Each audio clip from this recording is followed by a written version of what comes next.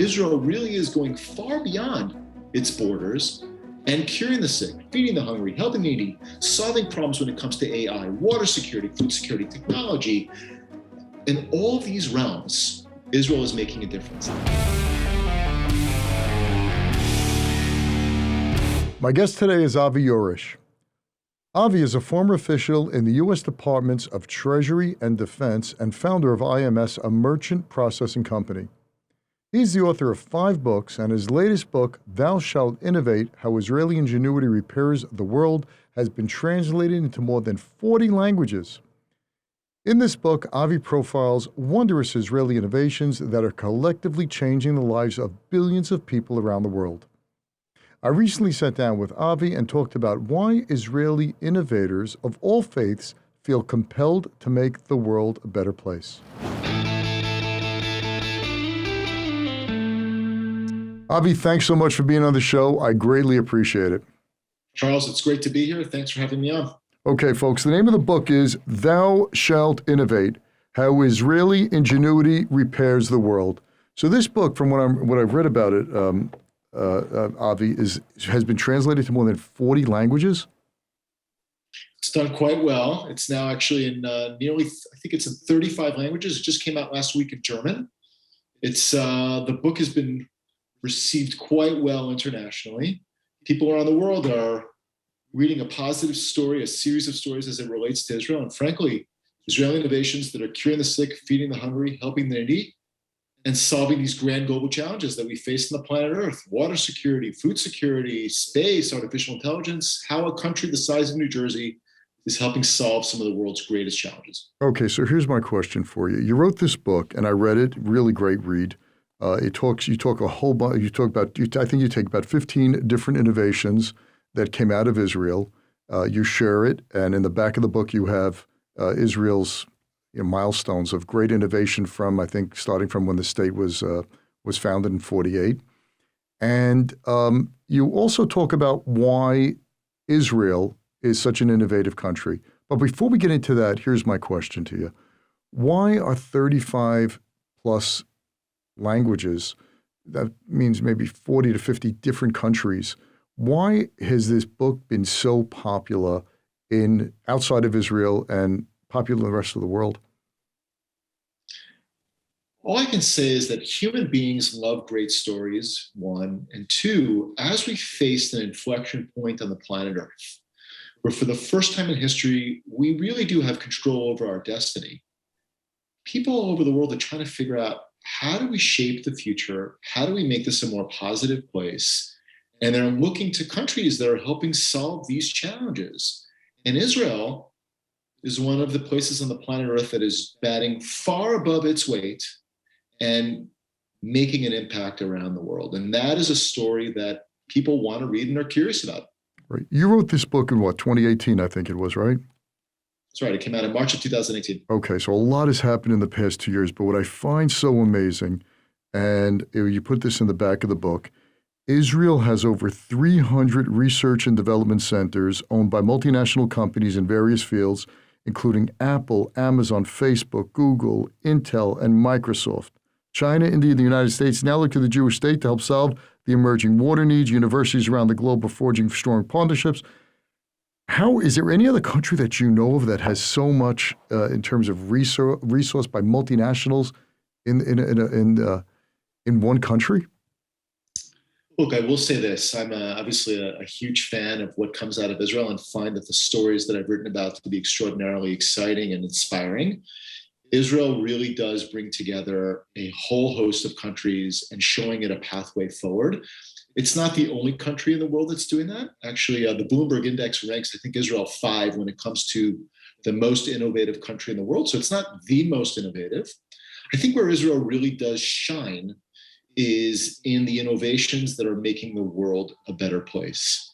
And for all of your listeners today, I always say Israel is not a paradise. It has problems just like every other country does around the rest of the world. It has problems between the very rich and the very poor, problems with its Arab neighbors, problems with resource scarcity. I think what differentiates Israel is this idea that as we look to the future, it feels that it is taking ownership over the future course of human events.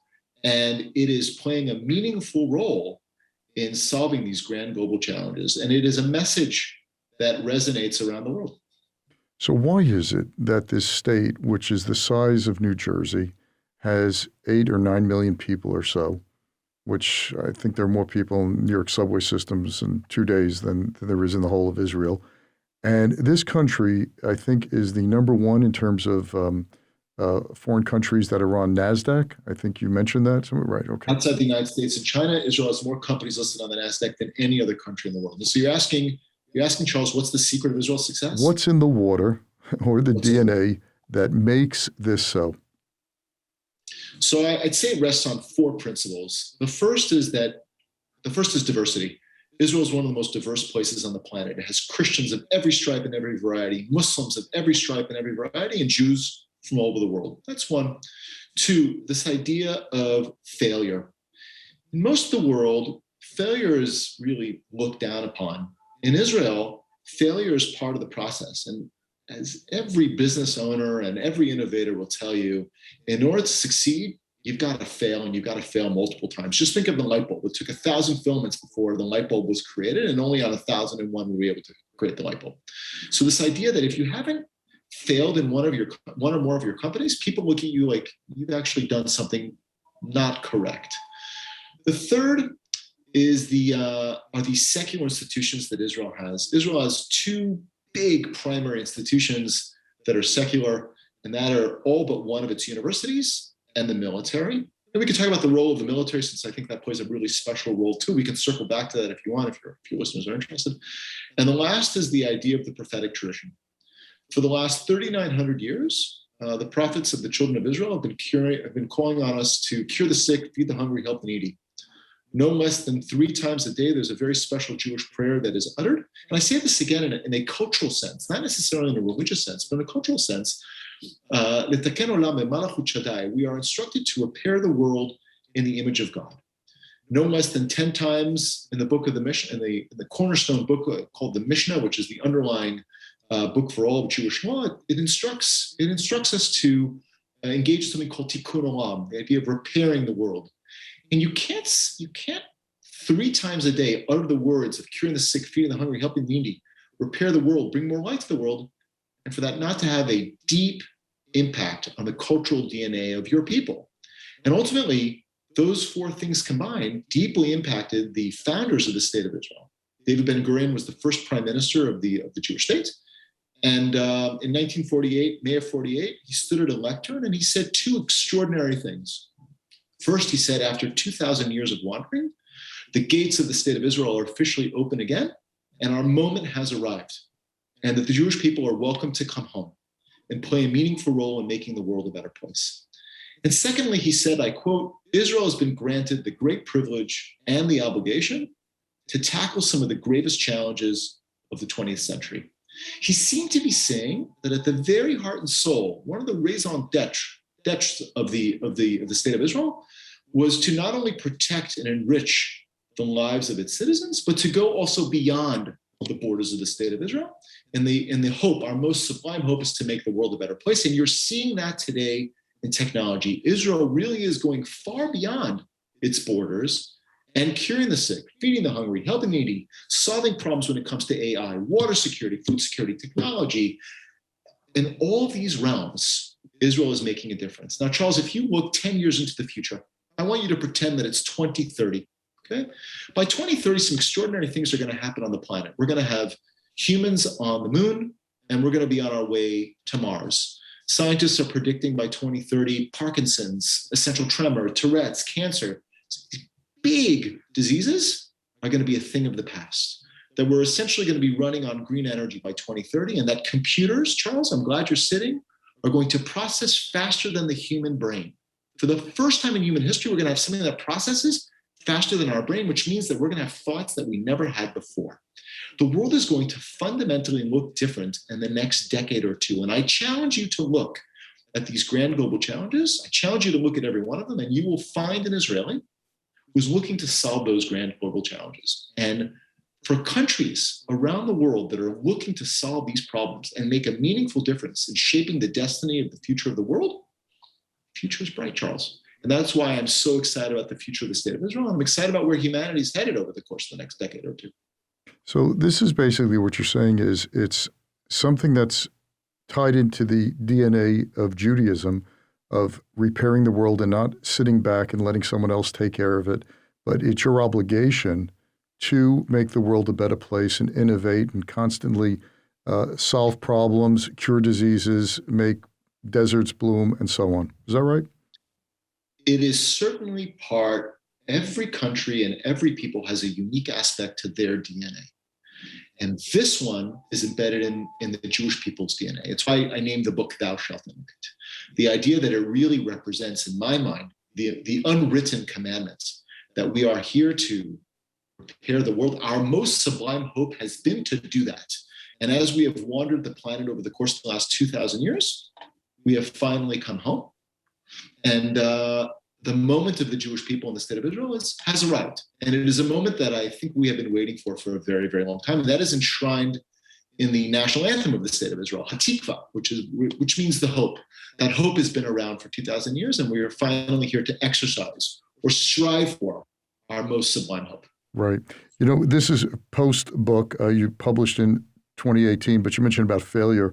I remember in 2019 when Israel sent a spacecraft to land on the moon. In the descent, it crashes. And President Reuven Rivlin says, tomorrow we start number 2, Bereshit number 2, which was the project.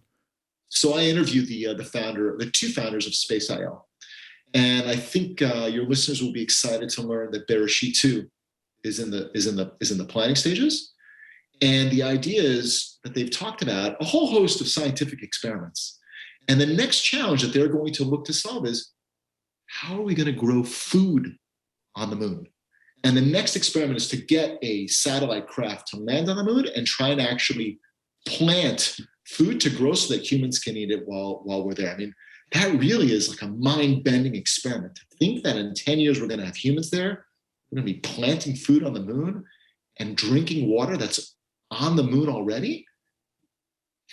This is the beginning of us stepping outside of planet Earth, this cradle of civilization, and moving beyond the cradle of civilization. So we are at an exciting point of human history. So we have a country that's in a very bad neighborhood, has been under attack and in a state of war with its neighbors since its founding, for the past 73 or so years, yet with very little natural resources has been able to innovate and continues to innovate and be a world leader in innovation. And you're basically saying that it's not only baked into the DNA of the Jewish state, but it's also, in a sense, the culture of trying, innovating, and not being concerned. Failure is just another opportunity to see what didn't work and to find a way it did work. You captured that beautifully. The fact that Israel has been at war for the last, let's just say for the last 100 years or so. I mean, the country's been around since 1948, so it's technically 73 years, but certainly the predated the state of Israel. While painful and sad, has certainly propelled the inhabitants to be a much more resilient society and look far beyond the borders. And I believe in the next decade or two, Israel and its neighbors will be among the most peaceful, verdant places on the planet Earth. Just look at the last year or two. Right. Israel has crafted agreements with 4 of its Arab neighbors, with UAE, Sudan, Bahrain, and Morocco. That really is an extraordinary moment, Charles. And we're on our way, I hope, for more peace agreements and a place that, a region of the world that becomes the startup region. Yeah, I think what people don't realize is that the country only has 9 million people. And out of those 9 million people, it's not only Jews who live in Israel, it is Israeli Arabs, which make up, I think, 1.5 million people or so. I don't know what percentage of population that is. 20%. 20%, right. 20% of the population are Israeli Arabs, which have full rights as every Israeli citizen has. You have Christians, you have Muslims, and also you have Palestinians who are living in the territories who are also the beneficiaries of this amazing innovation. Is that more or less right? That is right. And I think if you look at the stories I feature in the book, almost every single story featured in the book has Arabs and Jews working together. Not every story, but certainly a lot of stories. And the Israeli Arab population plays a meaningful role. I'll tell you an interesting story from the book, The GPS for the Brain. For those of your listeners that have Parkinson's, they will be aware of the fact that something called deep brain stimulation is how you primarily make an impact for those afflicted with Parkinson's. What most listeners will not be aware of the fact is DBS, deep brain stimulation, was developed in France, but it took an Israeli scientist at the Hebrew University to discover that if you pulse the basal ganglia of the brain, right here at the base of the cranium, if you pulse that exact spot, you can reduce the symptoms of Parkinson's. The problem is if you don't get to the exact spot, you either turn someone into a vegetable or you kill them.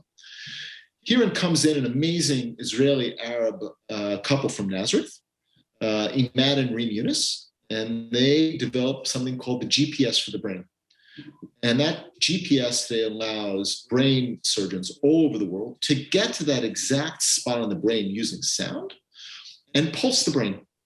And if you look at many of the stories features in the book, you have this amazing diversity that takes place. I'll share with you another interesting story. Wait, hang on a second. I want to pick some of the stories here because when I read them, I knew of many of them. But the way you tell them, first of all, folks, the book is really well worth getting because it's a quick read. It's 15 chapters just on new innovations, segmented by global market solutions, technology, a small nation, big vision, and a couple of chapters that basically set the stage in terms of Israel's DNA.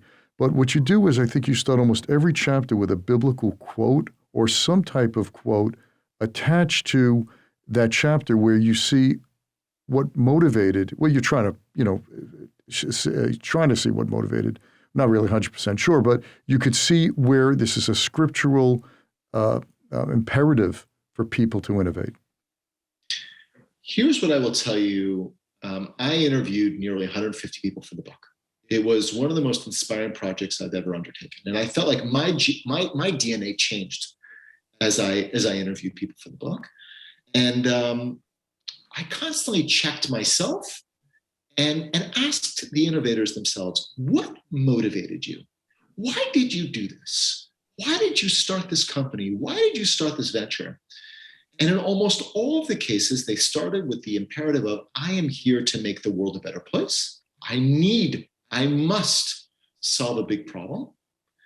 And for those that didn't start with that basic premise, although the vast majority did, they eventually came to that conclusion on their own, and it became their life force. It became the reason why they got up in the morning. And when you talk to these innovators, they're living on a plane, not like the one me and you live on, Charles. There's a vision that they wake up every morning with, that they are playing a fundamental role in making the world a better place.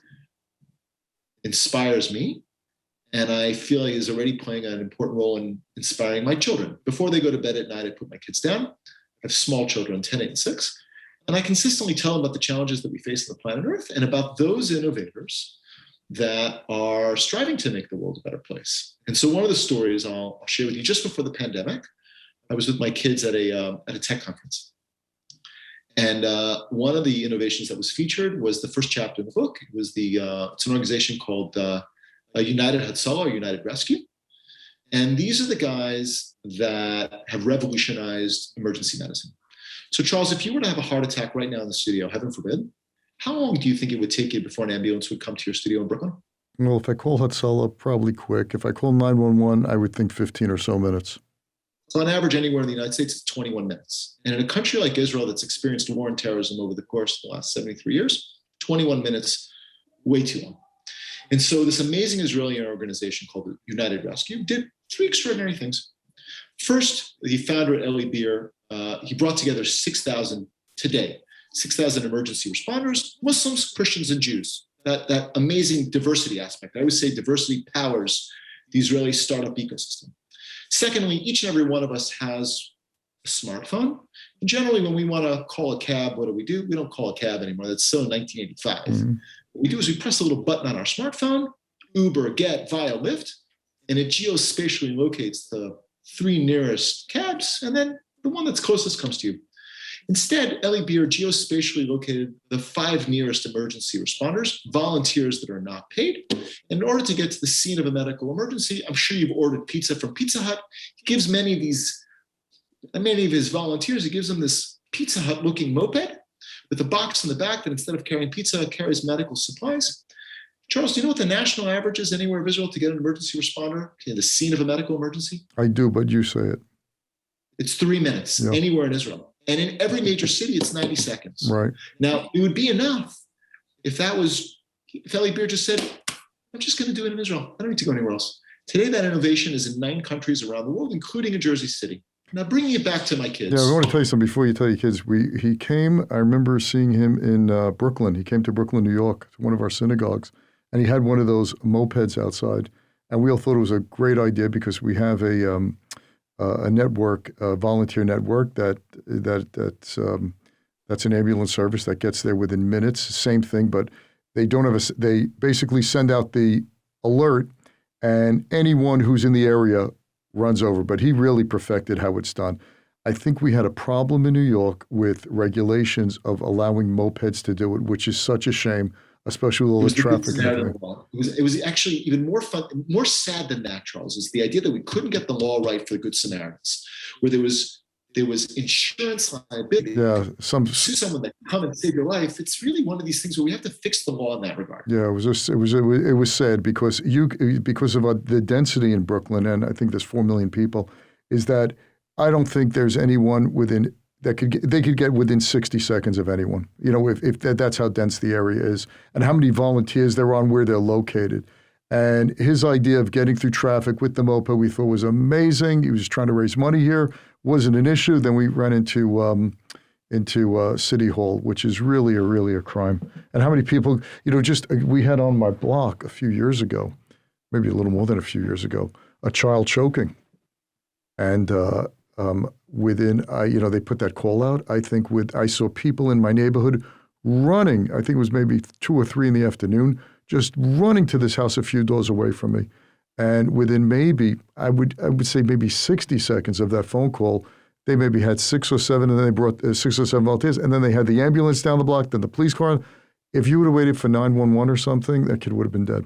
And it was problem was solved. Emergency responders that we have around the country. I mean, we've certainly got millions of emergency responders. Every one of them has a smartphone. We've got X number of mopeds that we could leverage for this use. I mean, think of the number of lives that we could save in this country, or even in major cities, New York, San Francisco, LA, Chicago, Washington, D.C. It really makes me sad. Yeah, but that goes to the Israeli innovation, which is basically, here's the problem, we're going to find a solution. It's that cockiness. It's that I got this. And all right, we'll find it. It's not a big deal. We'll figure this out. And for him when you read some of the innovations in your book that you showcased, and there were so many more that came out in the past 2 years, you look at them, you say, common sense. Why didn't anyone else? Drip irrigation. Before you tell you about your kids, because I do want to hear that, talk about drip irrigation, which is virtually everywhere in the world today and is really making places with, I think, just a few inches of rain a year green. I mean, look, I'll even zoom out for a minute. Israel, 60% of the country is desert. It's the world's one and only water superpower. I mean, it has more water than it knows what to do with, and it's leveraged 5 innovations to make the world a much more green, verdant place using water. The first is drip irrigation. Drip irrigation are these little plastic tubes that emit a micro amount of water. It's used by over 1 billion farmers around the world today. It was developed on the edge of the desert in the mid-1960s. Let's talk about desalination. Wait, hang on. Before you do that, let me just put some color for those who are not that familiar with drip irrigation. What you have is a whole bunch of crops, and you have this thin tube going near the crops that has water in it. And now near each root system above ground, you have a tiny hole on this tube. And it lets out, by computer, it's programmed to let out only a certain amount of water and with nutrients into that area. So there's no waste. It's not like a water sprinkler system, which is wasting all water. So the root system gets the water and nutrients that it needs with very little waste, and therefore you can do it with extremely small amounts of water. So that was what, in 1950s, you said? 1965. 1965, and Israel exported that to, I believe it was Africa, parts of Africa, immediately right after. Africa, Asia, Latin Yeah, America. I mean, it really is yeah. now a worldwide Yeah, but, phenomenon. You could but, buy yeah, but what I'm saying Go is, ahead. Ari, about that is that what's so amazing is you look at drip irrigation, and maybe I'll put a link down in the description of the podcast. Or just go online and look at that. When you look at drip irrigation, it's not rocket science. It's you look at it and you say, my gosh, it is so common sense. Why didn't anyone ever think about that problem before? Couldn't agree more. I mean, that is really, if you look at the book, 15 Innovations, it's mostly just the Yiddish cup, as they say. It's the Jewish mind. It's practical. It's just very practical. Very, very practical. So I cut you off John, before. Get right back to your kids. You were telling them about I innovation. was just saying, in terms of the kids, when we took him to this tech conference, my son, he says to me, "Daddy, I don't want to drive a car." This is now, at the time he was 9 years old, 8 years old. "Daddy, I don't want to drive a car." I said, "Really? Why don't you want to drive a car?" I said, "I want to ride an ambicycle and I want to save lives." Mm-hmm. And so for your listeners, I hope they'll read the book and I hope they'll find inspiration in the book and tell those stories to their children, because we're really passing on the baton to the next generation. I would encourage your listeners, if they've not already done so, come to Israel and you will see an extraordinarily complicated place. And the innovators that they'll meet are bound together not by necessary religion, money, or stature. The innovators that they meet will really, they'll find that these are people that want to make the world a better place. Yeah, yeah. For those of your listeners who come, go to the Kotel, go to Tel Aviv, and go to the beaches, all beautiful. But also go to places like the Weizmann Institute, which is one of the preeminent places, medical science institutions of the world that are cranking out innovations that are solving grid. Does the Weizmann Institute give tours to people? Could people go? You could just Absolutely. Really? Absolutely. Look, we just talked about United Rescue. Their headquarters is right in the entrance to Jerusalem. The founder himself would be glad to give tours. It really is an extraordinary place to see with your own eyes Muslims, Christians, and Jews working together to save lives. That, Charles, is priceless. Yeah. And it's an experience that I hope that your listeners will take upon themselves to go see with their own eyes. And separate and apart, when they read the book, these are stories that I hope that they will tell their children and to their friends, because it's a much more hopeful view of the earth than most people have to. Yeah, yeah. I want you to tell the story of the lame shall walk, because the story is just absolutely amazing. But the irony of the inventor of this and his own invention is really, it just knocks your socks off. It's so staggering. Go ahead. You know what? In fact, I definitely going to put down in the description. I want some people to see this, because if you just click on it and watch what this thing does, it's absolutely amazing. I mean, every time I watch the video of a person who is either a quadriplegic or a paraplegic standing up and seeing their loved ones at eye level and hugging them is an extraordinarily powerful experience. Right. You jumped into the middle. Start from the beginning of what this is and why it's such an amazing innovation. Very bright man, PhD engineer, experienced a horrible ATV accident, say 20, 25 years ago. And he became extraordinarily depressed. He realized he would never walk again. And so he does what any normal person would do these days, is he goes onto Google and he starts to think to himself, my spine is a skeleton and it's broken and it can't be fixed. I wonder, are there creatures on the planet that have not an internal skeleton, but an external skeleton? Well, let me interrupt you a second. What was his technical background? He was an engineer. He was not in the, he was a graduate of the Technion, which is the MIT of Israel. He was not, this was definitely not, he was like a computer science guy. He was not a practical application engineer. Right. He was more on the theoretical side. Right. And he wondered, are there animals and creatures that have an exoskeleton? And he discovered very quickly there are armadillos, crabs, scorpions. And he created this device. And I hope your listeners they'll do a quick Google search and they'll find these videos. It's this battery pack that goes on the back of your legs and hugs on the back of your back and then hugs your legs and allows you to literally stand up and see your loved ones. Now, if that wasn't enough, 7 years ago, the world's first paraplegic not only stood up and kissed their loved one and saw them at eye level, ran the London Marathon for the first time. Ran a marathon for the first time in human history. It's not enough that an individual who's a paraplegic stood up and walked, but now you're having paraplegics that are running London marathons. And then Amit Goffer himself, 5 years ago, said, I can't benefit from my own device. And that really was heartbreaking for him because he was a quadriplegic. In other words, he didn't have use of his arms and of his legs. Now, Charles, I don't know if you've been on it's like an up and right type of device. This thing's called not a moped, not a scooter, these upright scooters that you see kind of everywhere in New York City. Yeah, I don't think we have them anymore. I think they're outlawed. We outlawed everything. What are those? He created one of these up and rides for himself that allows a quadriplegic to stand up and zip around at eye level. And that really is a full circle where you come from an individual who can't walk to an individual who can not only walk, but can run. It's a wonderful and heartwarming. It's absolutely amazing. And for those who Segway, they're called Segways. Segway, thank you. That was it. Right, Segways. I never liked them, but I don't know. You see them all over, and people give tours with them, and you drive around. I'd rather walk. But what I find, what's really amazing, is that people should never know from it. But if you know anyone who is in a wheelchair, what you're mentioning, to stand up, and the world looks totally different to someone who's sitting in a wheelchair. Everyone is, you're looking at everyone's waist level high. You're not looking at people in the eye. It's a real big deal. It's a real big deal.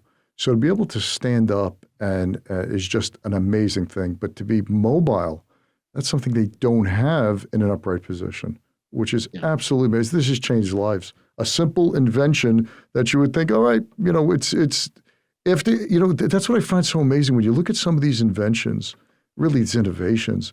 There's nothing here that should say, well, maybe a couple of things, but very few things that I would say is, why not think of that? They're very, like, for example, Iron Dome, the story of that's something, okay, if we can get missiles, knock them out of the air, intercept them before they land, we'll be able to protect. That was Ronald Reagan's thing of Star Wars that he talked about that was really just fiction. And Israel took that and created the Iron Dome. Yeah. And I think you start the book off with hearing the rocket attacks from Hamas into Israel being intercepted by these Iron Dome, and just, you're absolutely floored by that.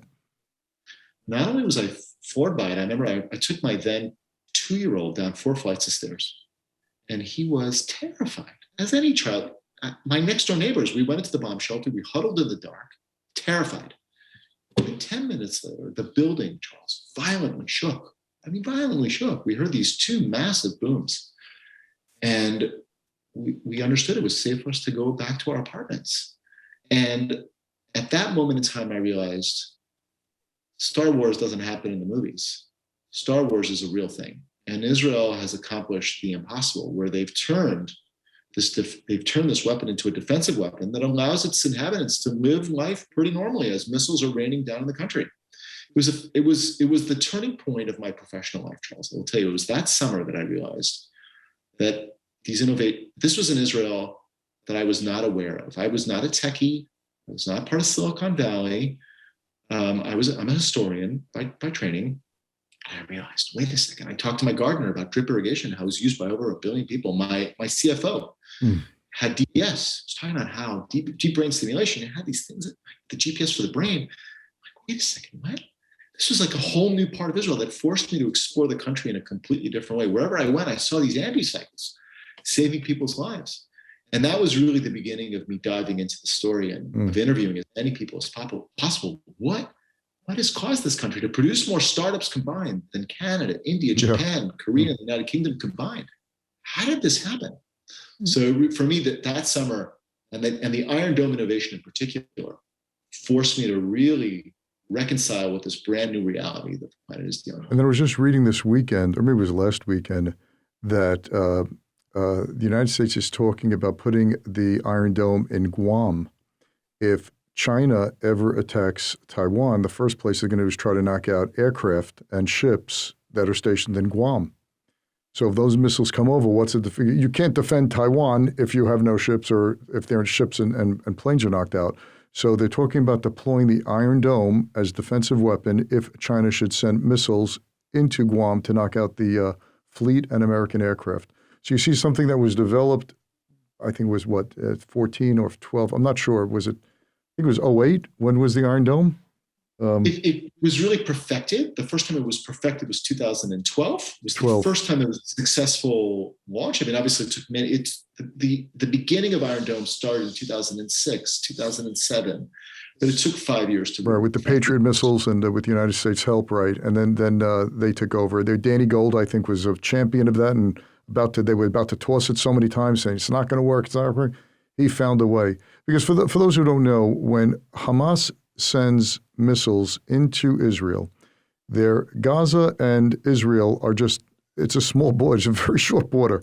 In fact, if you live in Beersheba, the south part of Israel, a place called Sderot, you have 15 seconds from the time that the missile is launched in Gaza till it hits instead of 15 seconds. So think about that. You're walking, you hear the alert, you have only 15 seconds to get to a shelter. Many people have not been able to do that, and young children and adults have died. And Israel created a Iron Dome which intercepts these missiles and blows them up overhead. And the ones we hear about are the ones that get through because it's 95% plus, but it's not 100%. Nothing's 100%. But just think, it's a shudder to think how many, if just a handful got through and hit an apartment complex, you're talking about thousands of people. And that's what Israel's living under. And so the Iron Dome is a defensive weapon that the United States funds, gives money towards, and was developed, I believe, in conjunction with the United States. Absolutely. And it was amazing. And Danny Gold on the Israel side championed this against amazing odds and got it developed. And now you see the results of it. It's not only saved so many lives in Israel, but now it's going to be hopefully deployed in Guam to protect our aircraft and our troops. So it's a full circle kind of thing. The United States investments in these projects really come back and pay amazing dividends to our troops here in the United States. Yep. Couldn't have put that better myself, Charles. So well it's done. Not. All right. So we're just a little more time, but I just want to get into another one of the innovations, because these just absolutely fascinate me. You have here about something which you would think is, it makes so much sense, and I've thought about this even when I was a kid. Imagine when you have a stomach ache, you could actually see inside your body what's causing the stomach ache. Was it that watermelon rind that your mom said don't eat because it'll give you stomach aches and nervosis? And Israel creates a pill that you swallow that's a camera that goes through it. Talk about that. So Gavi Dunn, he comes out of the military complex, and he imagined a rocket going into space, and he thought, what if you put a camera on the edge of that rocket? What happens if you swallow that rocket? Could it see the inside of your body? And that today, for anyone that's had a colonoscopy, knows how uncomfortable colonoscopy is. You now have this extraordinary next-gen pill, size of a vitamin. You swallow it, takes thousands of pictures of your inside. For the first time in human history, we saw the small intestine on a live patient as opposed to a cadaver. And that today is used all over the world. Right, that's an innovation that immediately took off. And that's another thing, not the common sense, but the simplicity of a lot of these innovations continues to boggle my mind. It's just, going to Israel and you speak with the people, it always seems that no matter what the challenge is, the Hebrew words is Zeh lo nora. It's not bad. We're going to figure out something. We'll get it. It's like, what?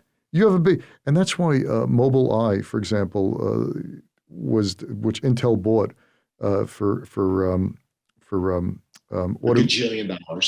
It was 18 or 19 billion or something for driving, autonomous driving with cameras.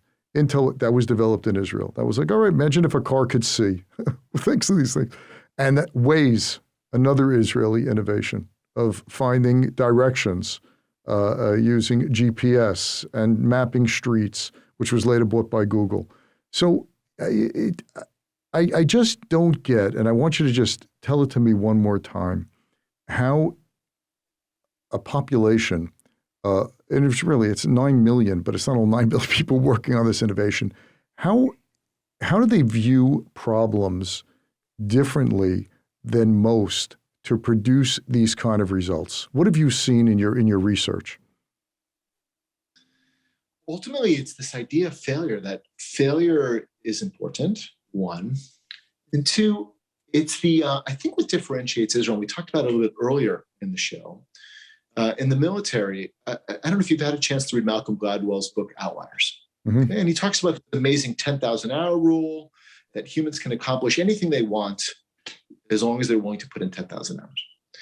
And this idea of solving problems, I think, starts very young in Israel. First of all, because it's such a small country, they have the advantage of anyone coming into the military, they get the cream of the crop coming into these very advanced units. And the fact that everyone needs to serve, everyone gets to be put into these units, et cetera. Not everyone gets into the extraordinary units, but they have the cream of the crop going into the extraordinary units. And they get to play with the big boy toys for 10,000 hours.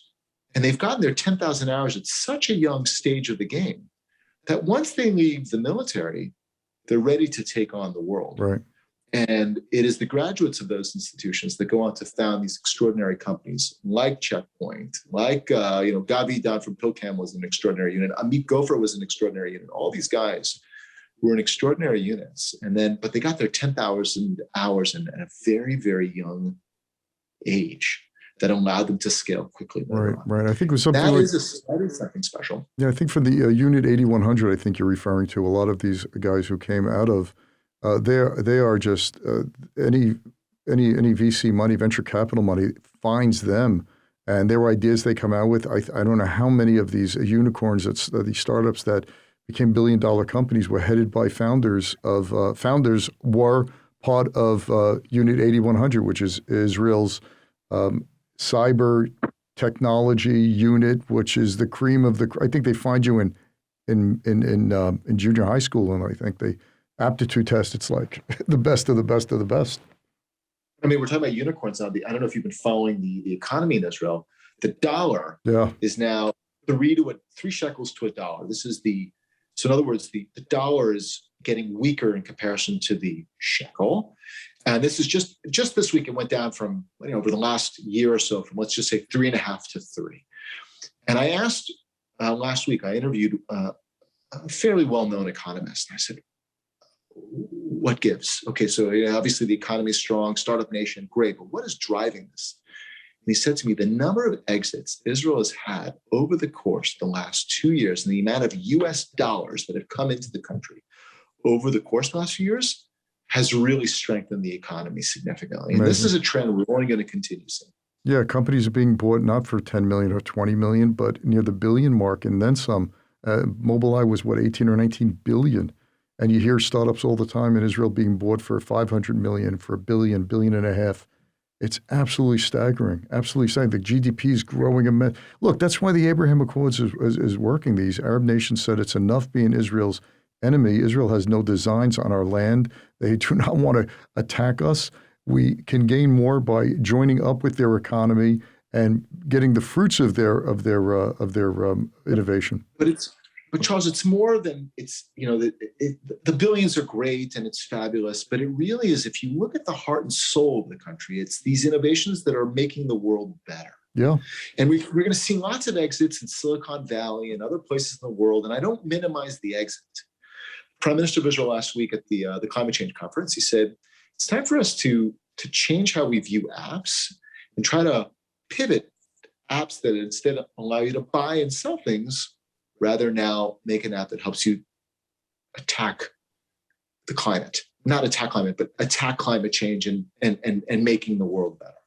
And so that is where I think you will see where Israel is doing is interesting. It's that focus of giving back and scaling for the sake of making the world a better place. Yeah, what most people might not know is Israel's Prime Minister Bennett is a techie. He made his money through selling his tech. I don't know what company. I forgot the name of the company. But he's also his parents are from San Francisco. Yeah. He was born in Israel. They made Aliyah. They moved to Israel before he was born. He was born in the U.S.? I don't remember. I'm sorry. I don't remember if he was born in the U.S. or if his parents just made Aliyah. But it's an extraordinary success story. Yeah. It's the immigrant. Yeah, Naftali Bennett. He made his millions through technology. And so he totally gets it, and that's where the comes. But look, we have to realize is that Israel has to export. There's only 9 million people in the country. You sell everyone the same widget 25 times over, you're still not going to have a lot of money. There's a big world out there, and that's why China's, I think, with drones is working with Israel. Israel has clients all over the world that are buying this. And look, I remember about 20 years ago, or a little less, Benjamin Netanyahu saying when he was prime minister, is our technology is going to bring peace to the Middle East. And people thought he was insane. Yeah. Yeah, look, they have the same problems of growing things and drinking and getting water, and it's a tough climate. And just on those technological advances, it's working, and it's going to bring peace. And I'm very hopeful, not only in the innovations that are coming, but the Middle East will be a much safer place as Arab nations realize working with Israel is much better than working against it. Standard of living and everything. All right, folks, the name of the book is Thou Shalt Innovate, How Israeli Ingenuity Repairs the World. Avi, I want to thank you so much for coming on the show. I really enjoyed our conversation. And folks, get this book. It's just an eye-opener as to what you can do when you think of solving huge problems. It's just, there's no limitation. There really isn't. And many of the people in this book, if I'm not mistaken here, I'm not saying average Joes, but they are people like you and I. Some have above average intelligence. Others didn't have major technology background, but they all viewed a problem that was big, global, something that was not considered solvable and said, hey, I'm going to give it a shot. Is that more or less right? I would say that captures the heart and soul of the book. And as your listeners look to the person to their left and the person to their right, I want you to really look in the mirror and realize the only people that are going to move the dial on the issues that we care about collectively, Charles, are me and you and the listeners. And it's not that I have any delusion that me or you or any of the listeners are going to create the next Google or Waze. But each of us, once you start understanding that the world is separated between darkness and light, and that each of us has the ability to bring fundamentally more light to the world, and that could be in terms of visiting someone who's sick, helping someone cross the street, smiling at someone, opening the door for someone, that we as humans, once we see as our fundamental role to bring more light to the world, there's nothing that can stop us, nothing as humanity. And as we look to the next 20 years, scientists are predicting that we're going to experience 50,000 years of human change over the course of the next, over this century.